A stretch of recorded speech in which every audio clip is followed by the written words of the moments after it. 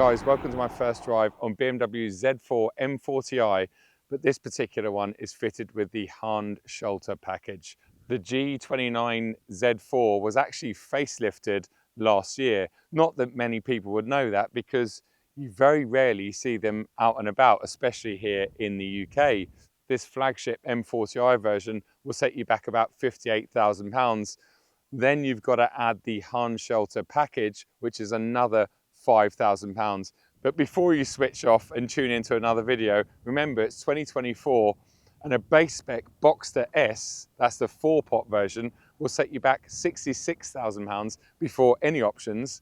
And a base spec GTS 4-litre, which has a 6-cylinder, so more comparable to this car behind me, well, that's going to set you back nearly £80,000 base price. So actually, comparing it to the Boxster, it represents relative good value. What comes with that £5,000 Handschalter package? In the UK at least, you can only get it in this frozen deep green, which I absolutely love. It's the same colour that was available on the F90 M5 CS, which is probably one of my favourite M cars, if not favourite cars in the world. You can only have it with cognac interior. I personally think frozen deep green and cognac interior is about as good as combinations get. There's also a fair amount of piano black trim styling on the outside of the car, around the bumper and the door mirrors. And when you look at the wheels, we now have a staggered setup, 19-inch on the front axle, 20-inch on the rear axle, a bit like you get with the M2, the M3 and the M4. The guys and girls at M have trickled that down into this special model. The pack also brings a few hardware and software tweaks to the chassis and handling, but the biggest change or upgrade that this Z4 M40i has is a 6-speed manual gearbox. Now, I've always liked the styling on the G29 Z4, and I think the minor tweaks that they did to the facelift last year has helped it further. But it's not until you get up close and personal to one of these, or you spend a week with one like I just have, that you really begin to appreciate just how low and how wide it is. It really does have a lovely footprint, and at least visually looks like it should handle really well. Under this beautiful clamshell style bonnet, we'll find the familiar B58 engine, one of my absolute favourite BMW engines ever produced. It's a 3-litre inline-6 single turbocharged unit. It is actually a bit detuned compared to cars like the current M340i. So you're looking at 340 horsepower and 500 Newton meters of torque. And all of that power and torque runs through that 6-speed manual gearbox and is fed to the ground via the rear axle alone. But don't worry, there's plenty of grip because, as we already talked about, the rear wheels are now 20-inch. They're actually 285 section Michelin Pilot Supersport tyres. BMW claim this will do the 0 to 62 sprint in just 4.6 seconds, which is only a tenth of a second slower than an M40i fitted with the wonderful ZF 8-speed automatic box. So I'm guessing it probably makes up a little bit of time off the line and obviously loses a little bit more time between gear shifts. But I'll be interested to see what they're like and what the box is like once we get it out on the road. Jumping inside, the first thing to talk about is the driving position, which is pretty much spot on. There's not many convertibles out there that have good driving positions for taller people like me. I'm 6'4", 1m93, and everything just feels spot on. It feels like I'm in a BMW M2, and that's exactly what you want. I'm well underneath the windscreen there. I'm looking through the glass perfectly, and everything ergonomically is set up spot on. Unlike the majority of other BMWs or sports cars out there, in the Z4, you're pretty much sitting over the rear axle. So you've got a lot of bonnet and car out front. So bear that in mind if you haven't driven one before, because that bumper does stick out another 6 to 8 inches further than you might expect. In terms of the cabin itself, well, it is a bit like we're stepping back in time, but that's not a bad thing. And what I mean by that is, well, this is sort of the previous generation of BMW interiors. So there's lots of buttons around. We've got the wonderful iDrive controller, which thankfully does still remain in most modern BMWs. But this section of center console is actually, as far as I know, unique to this manual version of the M40i. So the layout is slightly different to the ZF 8-speed automatic. It's not that practical because the door bins are really small, the glove box is tiny, but you do have this netting behind and a little cubby hole there that I believe you can run skis through or longer objects through from the boot if you need to. The seats are very comfortable and relatively supportive. I think they do a great job of sort of ticking both of those boxes. The wheel itself is beginning to look a little bit old and dated, but it does feel really nice. And they've removed the very average paddles that come in the automatic version because we have the wonderful 6-speed manual gearbox. This armrest of the center console also lifts up, revealing 2 cup holders and some space for your wallet and keys. There's a USB-C charging port there, but when you have got drinks in there and when it is open, just beware of these edges because I'm guessing it was kind of designed as an auto only center console and not for when you're changing gear and you could knock your elbow on this. Right, now for the fun part. Let's get this car out on the road. But before we do that, there's a couple of buttons that you need to press to make your experience more enjoyable. The first one is this set button here. You press it and hold it down. It deactivates the speed limit warning, which is now compulsory in all cars produced in 2024 and beyond. And that's not because I'm going to go out and speed. It is simply because it's really annoying. And anytime you pretty much touch the speed limit, you get an annoying bong in the cabin. And I don't want that. So deactivating that every time I start the car is a must. And the other button that you need to press is this sport button down here. And that brings up my sport individual. Now you can configure that individual. So a bit like with M cars, you have your M1 and your M2 button. The sport individual is essentially that. So I have the damping in sport, not in comfort. And we'll talk more about that once we get out on the road. Got the steering in comfort because, as with all of BMW's electronic steering systems, I find when you have it in sport or anything beyond that, it just becomes really overly heavy and you lose every single ounce of steering feel. I've got the engine, or the throttle response essentially, in Sport Plus, so the most aggressive. And I'm going to start with the gear shift assistant on. So that's the auto blip. So I don't need to heel and toe, but I will be turning that off a bit later because when you do start pushing on, it has a wonderful pedal box that is slightly offset. It's a BMW right-hand drive car, manual. They're always going to be a little bit offset, but the pedal box itself is lovely and easy to use, especially when you're wearing a pair of Pelotti shoes. Big shout out to Pelotti, by the way. They do send me some lovely shoes throughout the year and I'm very, very grateful.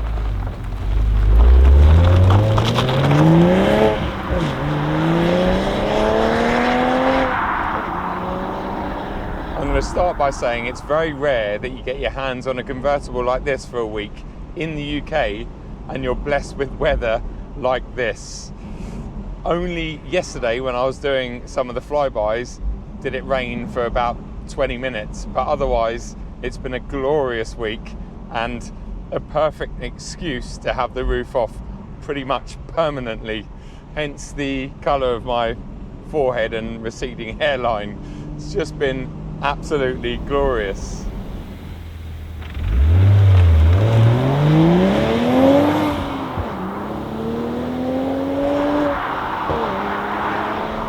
About 2.5 years ago, the start of 2022, Mr. Tony Lewis lent me a BMW Z4 M40i while I was waiting for my G80 M3 X-Drive saloon to arrive. I did a couple of videos on my channel and they did really well. People really warmed to that car and that model, which again is peculiar because you just don't see any on the road. I loved that car. In fact, Lou and I loved our time with that car. I think we had it for about 6 or 7 weeks and I really didn't want to give it back. That particular car did belong to the late great David King, as in it was his company car, when he passed away, unfortunately. So I had a special connection with it, but it wasn't just relating to David King. The car itself was fantastic. It really was. I could hardly fault it. But that car did have a couple of AC Schnitzer upgrades, which we will talk about a bit later in the video. So before even getting my hands on this particular car, I knew that I would enjoy it, but I just wasn't sure whether the manual gearbox would add anything to the package. It's no secret that I love my manual boxes, but BMW, it's a bit hit and miss. I owned a 2015 M40i LCI, and I optioned that with a manual box. And I must admit, especially now, I was a little disappointed with it. The ZF8 Speed, which was relatively new back then, was a game-changing gearbox. It still is today. And I think the auto version of that M135i was better in the majority of places compared to the manual. So I was kind of expecting the same in this Z4, because the ZF8 Speed version of it is really, really good. But I was wrong.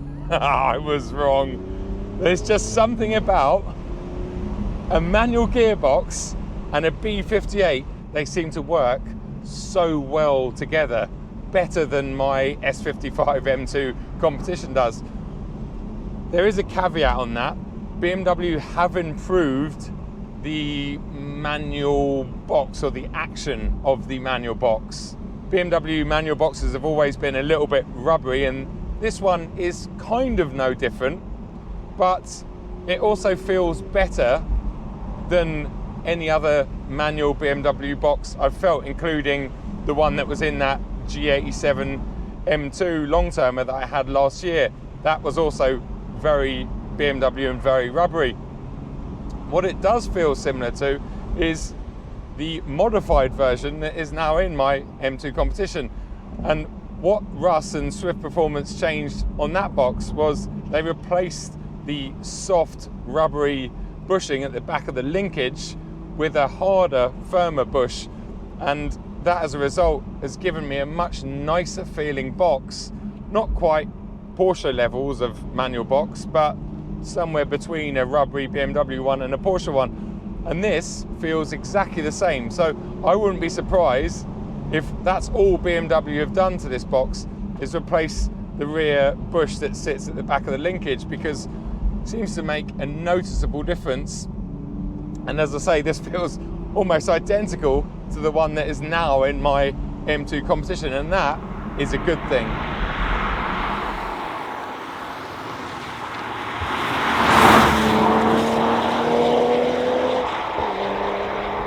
Let's talk about ride and handling. Before we set off, I pressed my Sport individual button, and as we talked about, I've got the adaptive suspension set to Sport, which is the stiffer of the two. And that's unusual, because any sports car in the UK that has some form of adaptive suspension, well, you'd normally always set it to its most comfortable or softest setting, if you like, because our roads are tragic. But in this car, if you leave it in comfort, it just doesn't feel like it has enough support. I'm sure it'll be fine if you're just cruising around, but as soon as you pick the pace up a bit, it struggles to manage its weight, because it is actually over 1,600 kilos, which by today's standards isn't too heavy, but you do feel it in comfort. It sits on its arse when you accelerate, it sits on its nose when you brake hard, and it rolls around a bit in the corners. So I have it in Sport, and that doesn't seem to ruin the ride, which is peculiar. The ride quality is still very, very good. Something to talk about as we go over this narrow bridge is the fact that this car is very wide. We did mention it on the outside, it looks wide, and it is wide. When you're sitting here nice and low, I'm kind of hugging the verge, but my right wheels are only probably 6 to 8 inches away from the centre line, and this road isn't particularly narrow by UK standards. So like so many modern cars, like that wonderful Honda Civic Type R, this car does sometimes feel a little bit too wide for a typical UK road.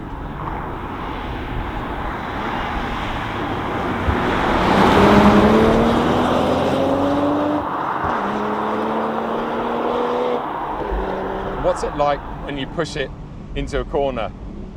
Again, this lovely box, fantastic. Off the brakes, turn it in, stays lovely and flat. Put your foot down.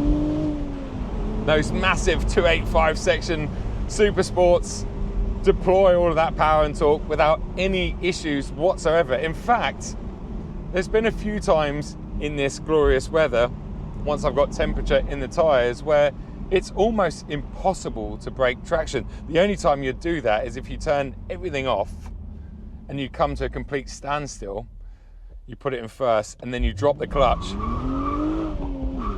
Then it loses traction, but straight away in second gear, you're off. It has so much traction. The only time I've felt the rear end move around a bit when you're being spirited is yesterday when I was doing those drive-by shots and it started to rain and the surface became wet very quickly. That was the only time where it was moving around a little bit. Otherwise, it is so stable.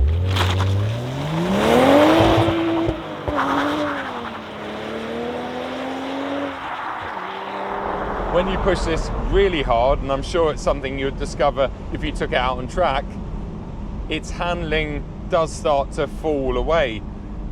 The Z4 is on the same platform and chassis as the current Toyota Supra, as you probably know.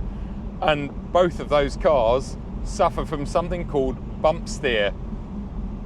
You can look that up on the internet because I'm not going to explain it now, but essentially, once you push this car beyond sort of 7 or 8 tenths, the handling starts to become very unpredictable. The rear axle almost starts to steer a little bit like rear axle steering, but this doesn't have rear axle steering. I'm not talking about a massive amount, but it does start to feel like one of the tyres has got less grip than the other and it starts moving around, and that's not a nice feeling when you're on a narrow road, and I'm sure it wouldn't be that nice when you're out on track as well. So think of this as a 7 or 8 tenths car, a bit like the original M135i, M140i, M240i. Those cars, they were brilliant road cars and brilliant fun up until about 8 tenths, and at that point M cars take over, and that's where the current G87 M2 would start to come into its own. When you start pushing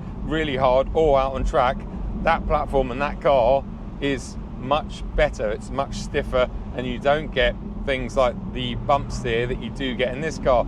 Now that's not to put you off, because you only discover that when you're at 9 or 10 tenths, and most people aren't going to be doing that with their Z4s, especially on the public road.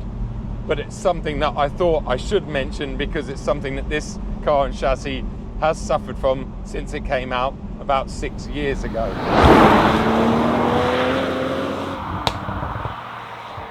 I've said it a few times over the years, but the wonderful B58 might be one of my absolute favourite engines ever.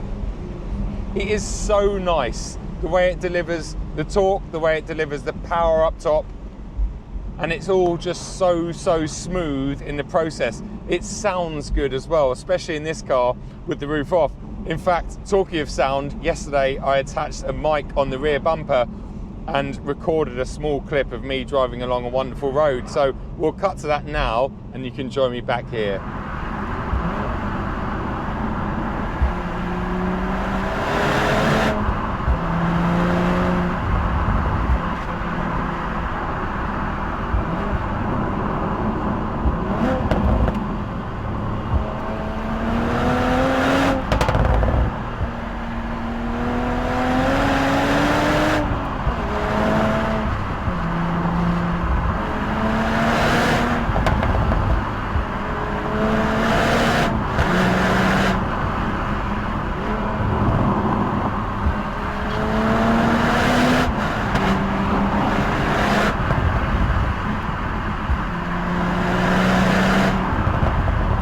Hopefully that gave you some idea of what this lovely B58 sounds like, although obviously being near the exhaust, all you tend to hear is the turbo and some of the wonderful engine notes. Whereas when you're in the driver's seat, well, you can hear the lovely induction sound, which I'm not sure this mic would pick up, but oh, it's a lovely whistle. You'd almost be fooled into thinking that you had an E-Venturi intake under the bonnet because it just sounds glorious. For a car that is sold and produced in 2024, you definitely feel like you're getting more sound for your money than you are in cars like the M40i, which the very latest one sounds very subdued. They've almost taken all of that beautiful B58 soundtrack out. But this one, because you're exposed to the elements, you hear more of it. Stay in third through here. We use the torque on the way out. Just hooks up and off we go into fourth, back down into third. Oh, it's just lovely. Over here, that's a really bumpy, horrible section, but the car's not unsettled at all. It is just blisteringly fast and fun. Really, really fun. I've had a big smile on my face in the week that I've had this car because it is fun.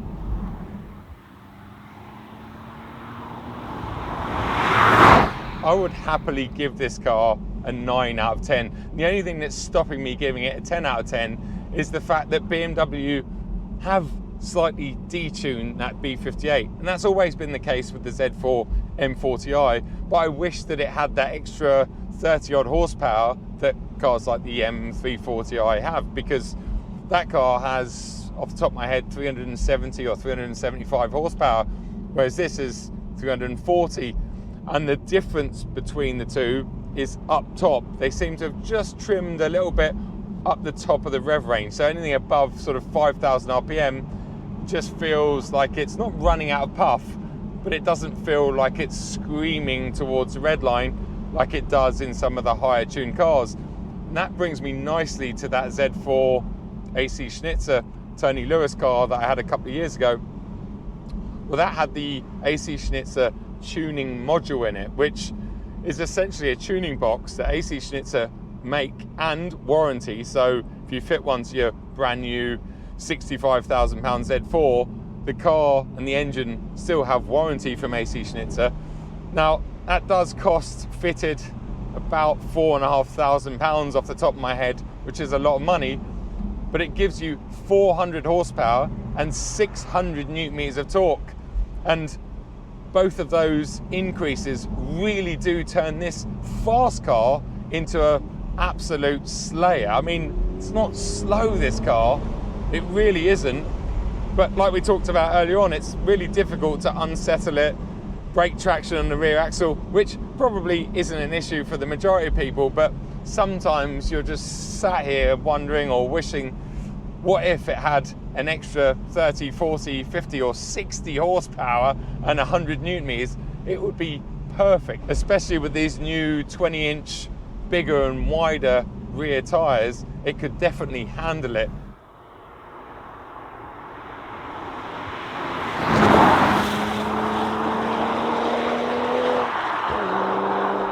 I've really enjoyed my time with this Z4. In fact, I really enjoyed my extensive time with that Z4 M40i 2.5 years ago. It's a brilliant product, it's a brilliant package. I know it's not the most practical car in the world and it's strictly a two-seater, but if you're after something like this, well, I can't recommend it high enough. Ironically, in about 5 weeks' time, I'm getting my hands on a 718 Boxster GTS 4 litre, and I'm hopefully taking that abroad to somewhere like the Alps where they're pending. So I'll be able to compare both cars quite closely, but that particular Porsche GB press car retails at about £90,000 with options. So it's about £25,000 more than this car. And I'm sure there are deals to be had on this. Whereas, as we know with Porsches, especially anything with a GT badge, well, you're very unlikely to get a deal on it. So the reality, if you're looking at monthlies, is probably quite a big gap. But focusing on this, because this is what I have right now, oh, it's just been glorious. It really has. It is lovely. It's a lovely blend. It's a lovely recipe. and I'm really going to miss it when it goes back tomorrow, especially if this glorious weather continues.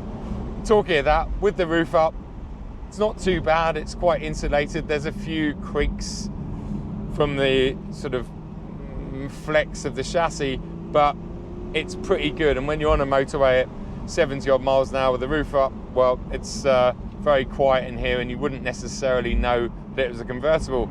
Actually, talking of flexi chassis, let's just finish by talking about scuttle shake, something that I've mentioned lots of times in many convertibles over the years, including BMW's flagship M4 convertible, the G83. That thing, in my opinion, still suffers massively from scuttle shake. Scuttle shake is when you think or you feel that the steering wheel is connected to a very different part of the chassis that the seat is, so you get this wobble. This car and this chassis doesn't suffer from that at all. Not one bit. I haven't felt it ever. So it's amazing. Another reason that I love this car, I really do. Anyway guys, hopefully you've enjoyed this video. Take it easy and I'll see you at another one very, very soon. Cheers.